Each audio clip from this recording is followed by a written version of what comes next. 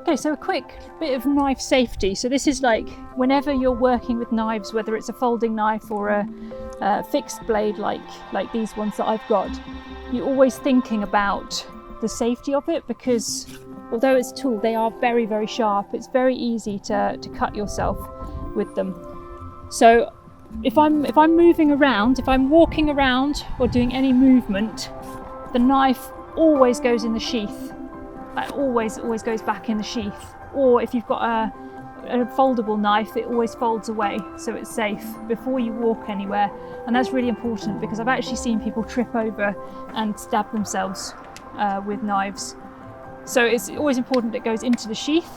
And then when you take it out, you always want to make sure that your hand is on the back of it and not over where the blade is, because this one's quite leather. And because the knife's so sharp, if you pull it like this, it can actually cut through and go into your hand. So I always pull it out like so.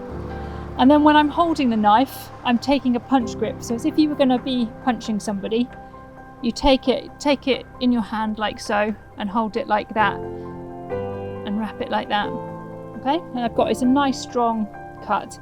And then when I go to cut, I'm making sure that there's nobody around me within at least an arm's distance. Okay, and that's really important, because what you'll find is when you're really focused on carving and things and people are wandering around, it's very easy for you to get so focused on that you accidentally stab somebody in the leg or something, which is never good.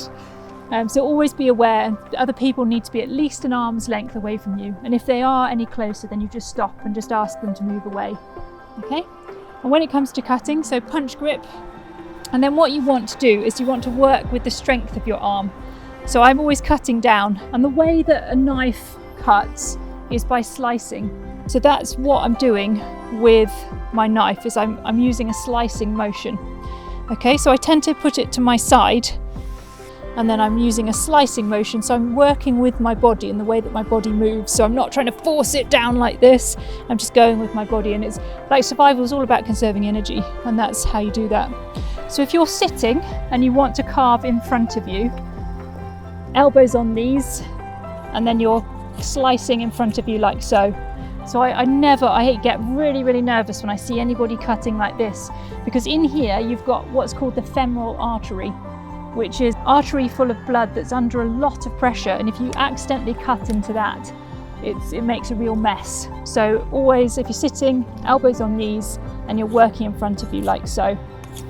And if you're standing, you make sure you've got a good foot, and then you're working to the side, and again slicing, making sure there's nobody around you. And that's one of your cutting techniques.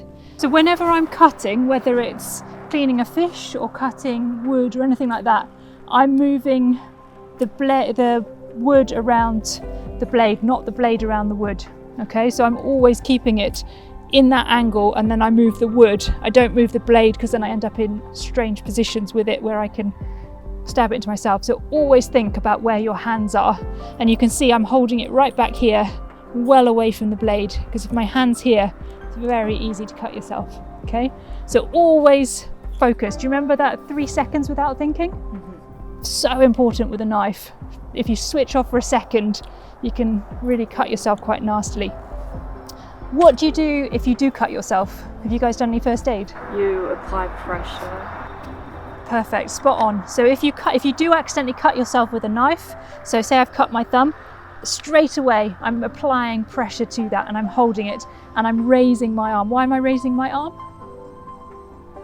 Where's my heart? Here.